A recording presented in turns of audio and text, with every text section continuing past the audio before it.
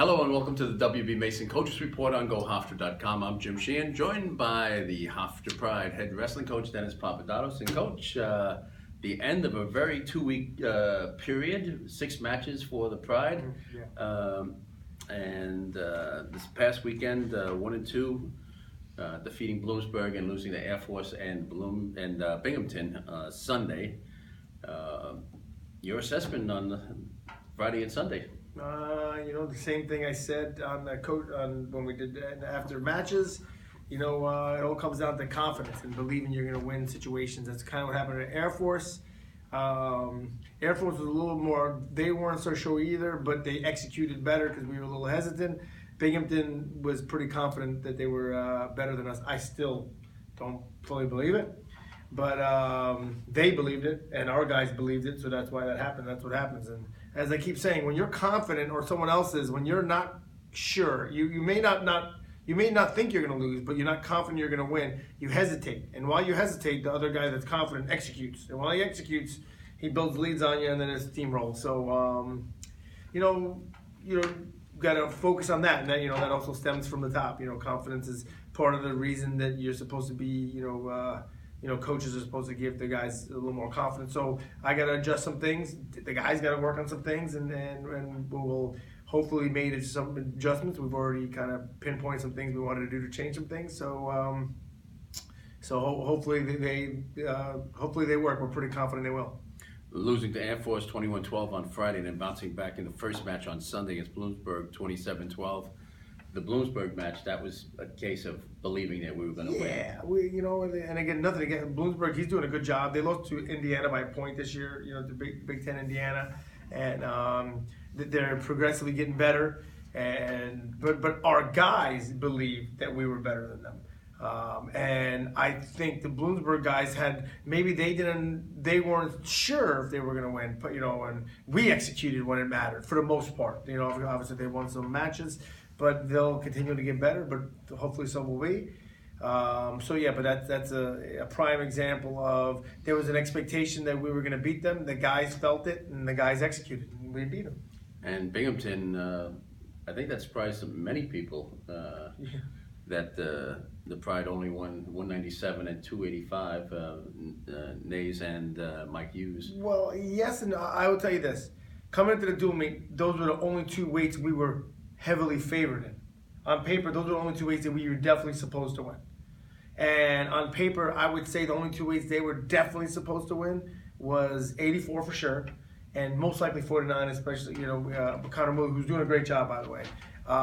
Then there were 6 other weights that were kind of toss-ups, but a few of them were toss-ups, but still favored in their direction, but they weren't out of the question, and they won all 6 of them.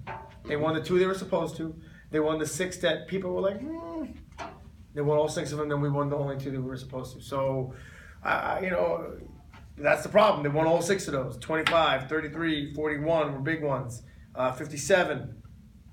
65 was one of, on paper was definitely a toss-up, but a favor in their direction, and they dominated us, which is, and same thing with 74. That's why I didn't like those 2.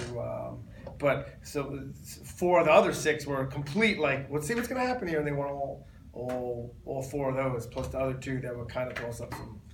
That's what happens when you believe that there was hesitation, and then it steamrolled. Then guys believed less, and the guys were more cautious, and they had more belief, and they won every one of them. And individually, Mike Hughes going 3-0, 2 pins and a forfeit victory to get his 100th career victory. And I think he's at least tied for first place in the nation for most pins in the country. And now at 12. Yes. In any weight class. And he's the 16th wrestler in Hofstra history to reach 100. Last one, Steve Bonanno, a couple of years back. We talk about Mike Hughes every week. Yeah, well, he deserves it. And he continues to roll on. So hopefully, we need him to win this week for the team and for him, and to set him up for the conference tournament and win the conference tournament and for a seat at the national tournament. That's what we're focusing on, making sure we can get him to his highest level, and we honestly believe his highest level should be wrestling in the very last match of the national tournament. So that's what our hopes and expectations are. 2 months from the national championship tournament, and then 6 weeks before the EIWAs, which will be hosted here at Hofstra. Tickets are available. Do you see anything different in Mike's demeanor as those dates approach? Yeah, for sure. He's got a really good philosophy. He's talking to him. I don't want to give all the details, but we have a game plan to get through the rest part of the season, and he's in the right spot mentally of what he's saying is exactly what he needs to be saying, and it's good. We're gonna work, train through a bunch of these guys, get ready for the conference tournament, and looking just to peak when March comes along. So he's doing a good job. He mentally believes, and he's in a good place. He's happy.